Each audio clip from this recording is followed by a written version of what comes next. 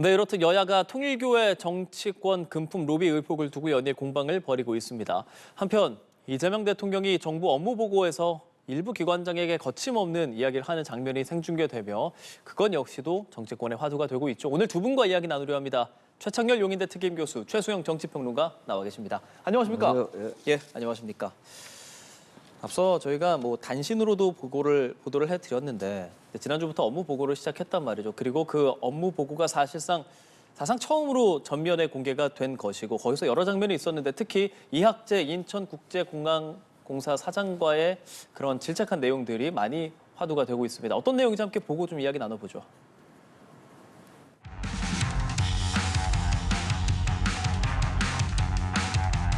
달러를 $10,000 이상은 못 가져가게 돼 있고 못 나가게 돼 있고 그런데 그런데 책갈피에다 끼고 나가면 안 걸린다. 그 실제로 그래요? 저희가 그 업무는 이제 인천공항에서 주로 하는 업무는 아니고 이번에도 저희가 적발을 해갖고 세관으로 넘겼습니다. 제가 물어보는 거 자꾸 자꾸 옆으로 세지 말고. 예, 이번에도 저희가 검색을 해갖고요. 그래서 그것이 적발이 돼갖고 세관으로 넘겨. 참 말이 기십니다. 자꾸 옆으로 세요. 가능해요, 안 해요? 예, 완벽하게 가능하진 않은 것 같습니다. 예. 세관 쪽하고도 협의를 좀 하세요. 그 대책에 대해서는. 네? 예, 그렇게 하도록 하겠습니다. 지금 딴 데 가서 노세요?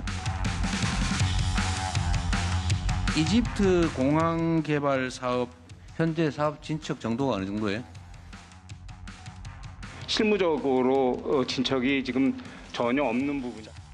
저보다도 아는 게 없는 것 같네요. 됐습니다. 예, 저는 대통령의 업무 보고라는 게 이렇게 진행되는 건 처음 봤습니다. 보면서 저희도 되게 집중해서 좀 보게 되던데 일단 어떻게 보셨는지 좀 여쭤보죠. 어떠셨습니까? 업무 보고가 이제 생중계되는 경우는 거의 저도 처음인 것 같아요. 그러니까요. 그러니까 이재명 대통령이 이제 업무 보고를 이렇게 받겠다 임기 중에 이런 거예요. 그리고 과거에는 그렇지 않았죠. 과거에는 대통령이 업무 보고를 받는 게 생중계된 적은 없었고 그리고 대체로 업무 보고를 받더라도 이제 좀 형식적인 그런 측면이 많았어요. 실무자들이 받거나 이렇게 하고 대통령은 원론적이고 좀 이제 선언적인 얘기를 한다든가 이런 거였는데 전 그 방법이 꼭 좋았다고 보지는 않습니다. 저 지금 이재명 대통령의 저러한 스타일 좀 나쁘지 않은 것 같아요. 왜냐하면 대통령이 일일이 지금 점검을 해보는 거거든요. 그게 진짜 실질적인 업무 보고 아니겠어요? 그러니까 이전까지 업무 보고가 너무 형식적이었던 측면이 있다는 거예요. 연도 업무 보고라든지 이런 것들 다. 이건 연도 업무 보고는 아니겠습니다만 항상 그런 식으로 이제 브리핑을 받고 이랬단 말이죠. 지금 저기서 문제가 되는 게 이학재 이제 사장에게 이제 저기 질타하는 듯한 특히 이제 책갈피에 수만 달러를 끼워서 반출할 수 있느냐 이런 문제 아니에요? 그런 이제 질문인데 전 대통령 저게 왜 저렇게 문제가 되는지 모르겠어요. 대통령이 그래요? 공공기관 장에게 질문할 수 있는 거 아닌가요? 근데 왜 저기 언론에 큰 이슈가 되는 이제 모든 이슈를 언론이 다 다루고 있던데.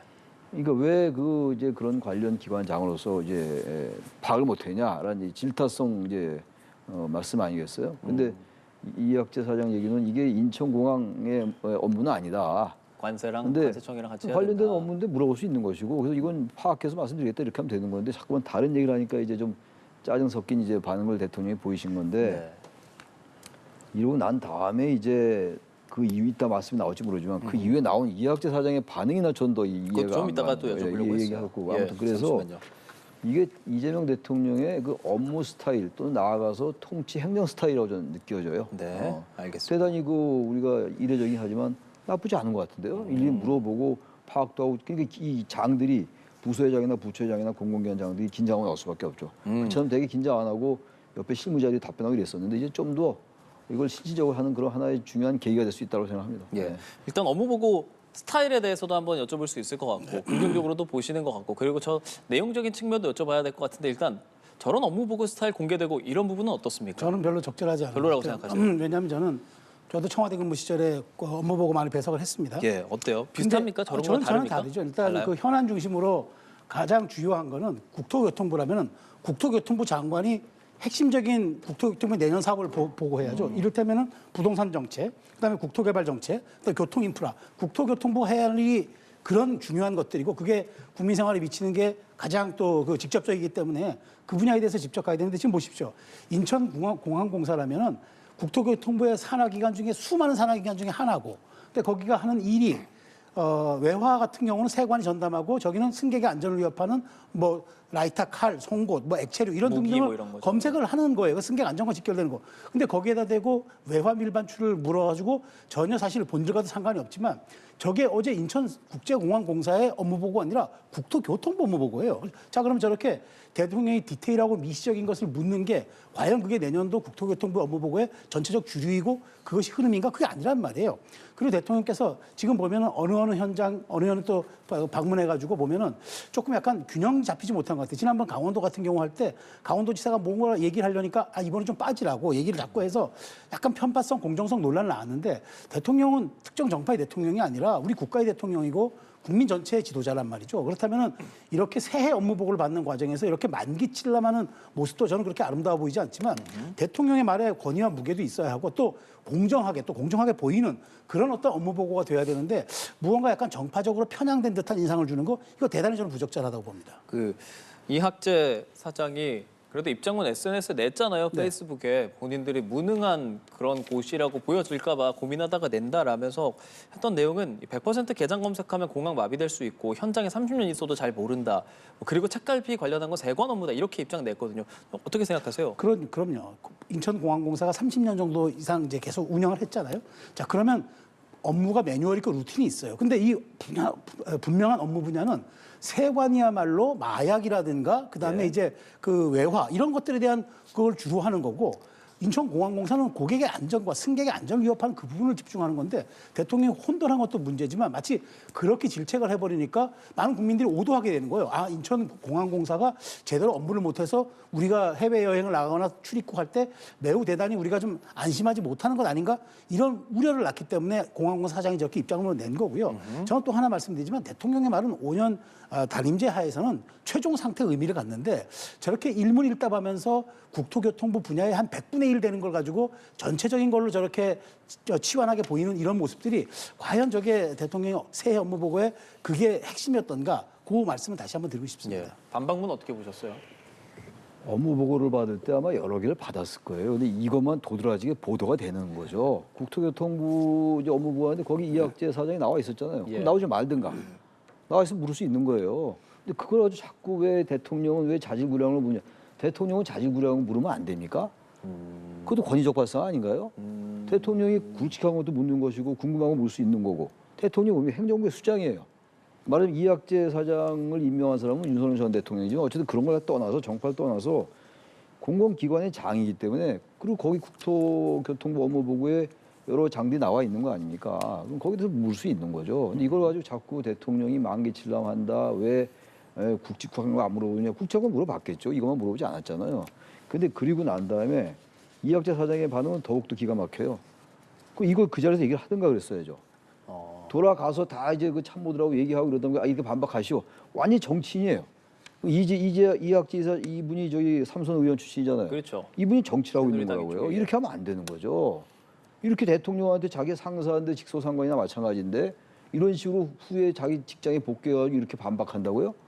이건 그야말로 항명으로 느낄 수 있는 사안이라서 왜 사안을 이렇게 끌고 갑니까? 완전 정치적으로 정파적으로 어떤 논쟁의 장으로 이끌려 하는 것 같은데 대단히 부적절하다 이학재 사장의 이런 행동은 그렇게 생각합니다. 네. 알겠습니다. 두 분께서 관련된 이야기에 대한 의견을 주셨고 정답이 있는 것은 아니고 어쨌든 업무 보고를 처음으로 공개했기 때문에 언론에서 이런 부분을 좀 다루게 됐습니다. 저희 다음 주제로 좀 넘어가 보겠습니다. 두 분 모시고 거의 몇 주째 지금 통일교 사태 얘기하고 있는 것 같아요. 두 분 생각 좀 먼저 여쭤보려고요. 어떻게 생각하십니까? 저는 이 문제는 경찰 수사에 맡길 수 있을까라는 생각이 들어요. 일단 경찰 수사 같은 경우는 행안부 장관이 지휘하는 이제 국수본의 특수팀이 꾸려졌는데 특별수사팀이 꾸려졌는데 과연 이게 민주당 의원들 현역 의원이 관련돼 있고 전직 국무위원이 관련된 사항을 엄정 수사할 수 있을까? 그래서 정말 그 1,000만 원 이상의 뇌물죄라 그러면은 이제 공소시효가 15년까지 갈 수 있는데 그렇게 엄정하게 적용하면서 이 수사를 끌고 갈 수 있는가 아니면은 정치자금법은 7년이기 때문에 올해 연말로 끝날 수가 있는데 과연 그걸로 또 그냥 쓱 넘어갈 수 있을지 이런 여러 가지 우려가 있기 때문에 저는 이 부분 특검하는 게 맞아요. 민주당이 그렇게 특검 만능주의 얘기하는 정당 아닙니까? 뭐 뻑하면 특검인데 이런 게 특검하라고 있는 거예요. 죽은 권력에 대해서 특검하라고 하는 게 아니라 특검은 산 권력에 대해서 특검하는 게 그게 특검입니다. 그러면 민주당 관련돼 있고 국민의힘 의원 관련돼 있고 그렇죠. 그러면 여야 정치권이 다 관여돼 있다고 한다면은 이거를 정말 제대로 수사할 수 있는 건 특검밖에 없죠. 지금 검찰을 못 믿으니까 검찰을 줄 수도 없고 공수처도 아니라면은 그럼 지금 경찰이 하는데 과연 경찰이 이런 특수수사에 대한 경험이 있나요? 그리고 그 이렇게 살아있는 권력에 대해서 정말 외압, 외풍 지금 경찰 수장도 지금 없어요. 직무대리 가고 있어요. 이런 상황에서 과연 소신과 정치적인 독립성을 갖고 할 수 있을까? 저는 매우 우려가 되고 오히려 이렇게 수사가 국수본이 가서 지지부진하게 끝나버리면은 국민이 더 의혹을 가질 거 아닙니까? 그리고 정말 그 앞으로 그러면 이제 경찰이 이제 검찰의 역할을 대행해서 9월부터는 많은 상당 부분 수사를 이양받을 텐데 이렇게 무능한 모습을 보여도 되겠느냐. 그래서 차라리 저는 이런 부분들은 경찰이 할 수도 있다고 저는 생각하지만 엄정하게 하려면 특검을 해줘야 된다. 개혁신당 그러니까 여야 특히나 이제 국민의힘과 민주당 다 관련돼 있으니까 개혁신당이나 조국혁신당이 특검 추천해가지고 하면 누가 뭐라 하겠어요. 그래서 이 부분은 민주당이 특검에 대해서 자꾸 뭐 불필요하다는 식으로 발을 뺄 것이 아니라 3대 특검 추진하는 그런 자세를 그건 해줘야 한다. 저는 그렇게 생각합니다. 네. 송원석 원내대표 오늘도 특검 필요하다라고 기자회견을 연 상태입니다. 다만 민주당에서는 뭐 물타기다 이렇게 입장을 좀 내더라고요.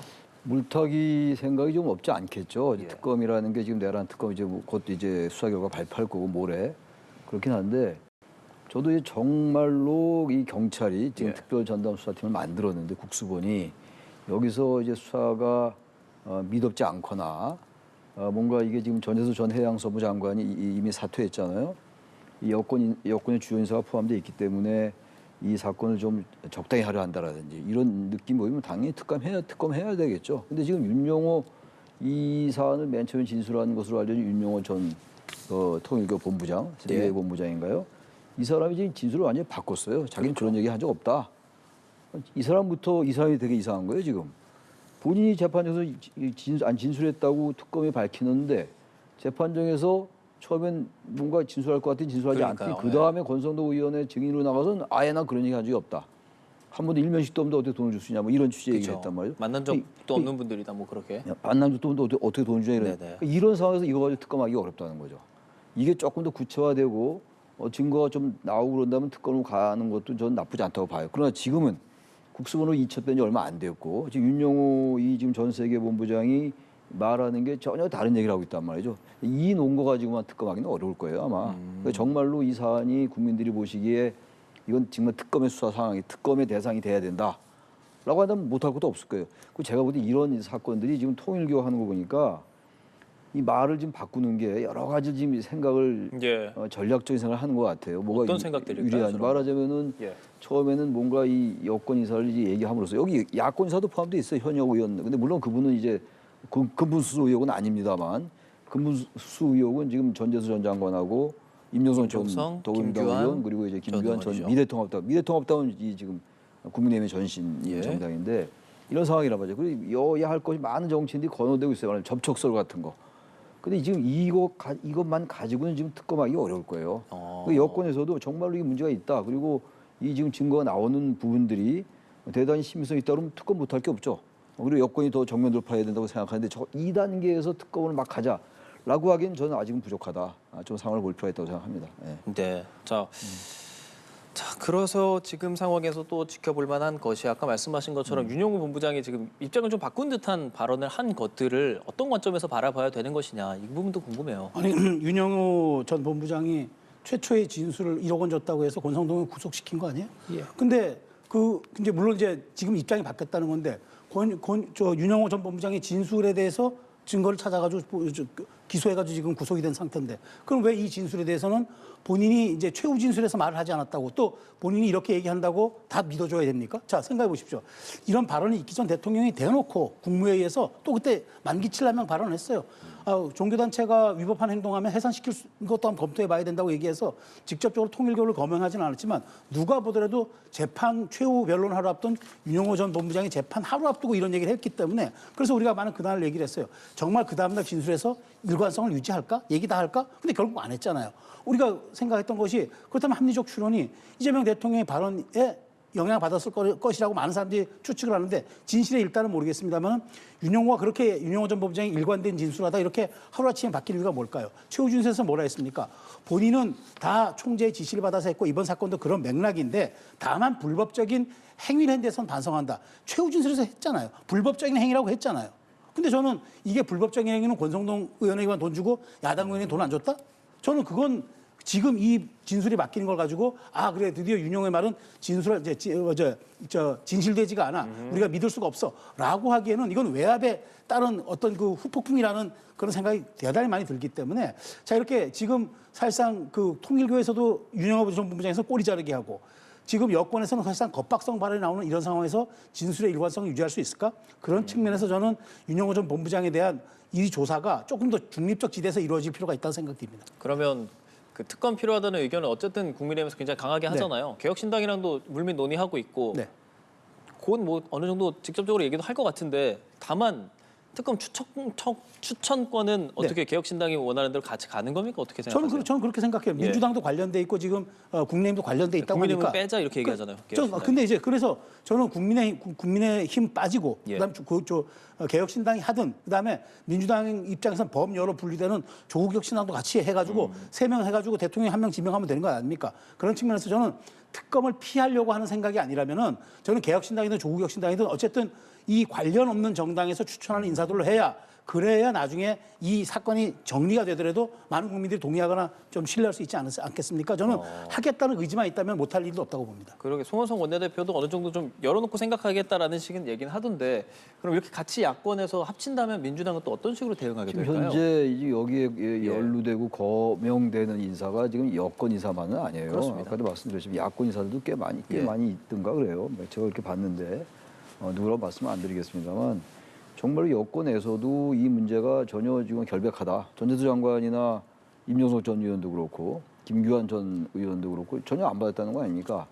그렇다면 뭐 결백하게 한다면 특검 못 받을 것도 없죠. 오히려 특검을 받아서 정면 돌파할 수도 있어요. 단지 제가 말씀드리는 거는 이거 특검은 절대로 안 된다라고 얘기하는 게 아니고 지금 인첩된 지가 며칠 안 됐기 때문에 일단 경찰이 빠르게 지금 수사를 하고 있잖아요. 그거 좀 본 다음에 국민 여론도 좀 보고 그런 다음에 하게 되면 뭐 여권이 이제 오히려 주도적으로 못할 것도 없는 거죠. 근데 제가 볼 때 이 사건이 게이트를 비화되기 어려울 것 같아요. 지금 이미 아까 잠깐 자막에 나오던데 통일교, 민주당 게이트 의혹 뭐 이렇게 나오는 것 같은데 게이트가 되려면 이게 상당히 좀 구체적이라야 돼요. 근데 여러 이름들은 거명은 되고 있습니다만 아마 통일교가 이번만은 아닐 수도 있어요. 이 정치권과 이렇게 접촉해 온 이런 일들이. 근데 그게 다 나오고 물증 비슷하게 완전히 물증이 아니더라도 그게 특검 수사나 이렇게 갈 정도 게이트가 나올 정도로 그게 갈 수 있을 것이니 그리고 과거에 게이트 사건을 보면 말이죠 의외로 나오는 게 별로 없어요. 그래서 그런 걸 얘기하는 것이지 절대 특검하면 안 된다 그건 아니죠. 여론이 부정적이고 특검해야 된다고 하면 해야 되는 거죠. 그러나 단지 이게 지금 지난주 금요일 날 전 장관이죠 전재수 전 장관이 사의를 표명했어요 새벽에. 그러니까 여권은 그런 의지를 갖고 있는 거예요. 빨리 공직에서 내려놓고 수사받아라 이런 거기 때문에 무조건 특검으로 가자. 며칠 이따 지켜봐야죠. 사태 추이 좀 보고 수사 관련도 보고 이런 다음에 그때 생각해도 늦지 않다. 그리고 그렇게 된다면 그 무슨 야권에서 얘기하는 것처럼 얼마든지 중립적인 특검할 수 있겠죠. 근데 그건 그 이후의 문제다라는 생각이 드는 거죠. 선거에 영향 미칠 수 있다고 보세요? 짧게 좀 여쭤볼게요. 6개월 남았기 때문에 물론 내년도에 이제 여러 이제 선거들이 있어요. 또 미니 총선이라고 불릴 정도로. 근데 이게 이 사태의 파장을 봐야 되겠습니다. 전 이 상황이 지금 내년 6개월 이후까지 그렇게까지 파장을 미칠까? 그건 좀 다른 이슈가 나가고 특히 뭐니 해도 국민의힘이 빨리 태세 전환해야 돼요. 그렇다면 이게 영향을 미칠 수 있겠는데 국민의힘의 이른바 내란 프레임에서 벗어나지 못하고 있는 국민의힘. 그렇다면 이걸 가지고 국면 전환하기는 어렵지 않느냐 이런 생각이 좀 듭니다. 같은 질문 좀 짧게 드릴게요. 당연히 영향이 있죠. 이게 지금 민주당 입장에서는 내란 프레임으로 어떻게 되든 국민의힘을 코너에 몰아가지고 이제 지방선거를 치르려고 했는데, 자, 국민들 눈에 보기에는 이거 똑같은 것 아니냐, 돈 주면 다 받고 둘 다 그 말하자면은 부패한 건 똑같은 것 같은데 왜 한쪽만 이거 책임져야 되냐, 이런 논리가 나올 수가 있겠죠. 그래서 저는 어쨌든 생각해 보십시오.